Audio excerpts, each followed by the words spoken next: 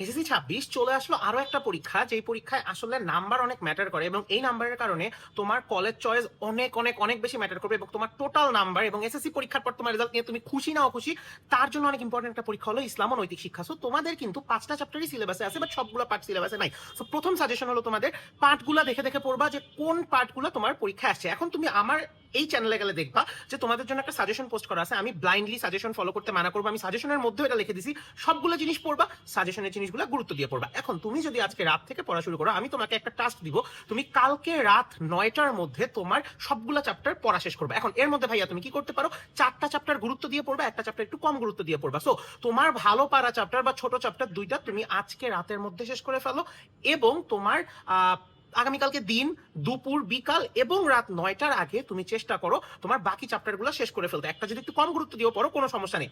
এবার আসি তোমাদের এসকিউর ক্ষেত্রে ছোট একটা সাজেশন, সেটা হলো যে তোমরা দেখবা 26 সালের যে বইগুলো একদম নতুন বইগুলো শেষে প্রতিটা চ্যাপ্টার শেষে 6-7টা শর্ট কোশ্চেন অ্যাড করা আছে, ওগুলা থেকে মাস্ট তোমার কয়েকটা শর্ট কোশ্চেন কমন আসবে, ওগুলা ভালো করে দেখে যাবা। আর পুরো বই যদি ভালো করে পড়া থেকে তোমার এমনি হয়ে যাবে। যে টপিকগুলো একটু ইম্পর্টেন্স দিয়ে পড়তে বলেছি সেগুলো একটু ইম্পর্টেন্স দিয়ে পড়বে। এবার চলে আসি তোমাদের আরবি আয়াতের ক্ষেত্রে। আমি আমার ধর্ম পরীক্ষায় প্রায় 6টা সৃজনশীল না আমাদের কয়টা 7টা সৃজনশীল ছিল, 7টা সৃজনশীলে আমি প্রতিটা প্রশ্নে অ্যাটলিস্ট 2 থেকে 3টা আয়াত দেওয়ার চেষ্টা করেছিলাম। সো বইয়ের ছোট ছোট আয়াতগুলোকে টার্গেট করো, কোনটা কে বলেছে এটা এমসিকিউর জন্য একটু পড়তে পারো, অনেক বড় বড় আয়াতগুলো মুখস্থ করতে গিয়ে বেসিক নলেজ ভুলে যাওয়ার কোনো দরকার নেই।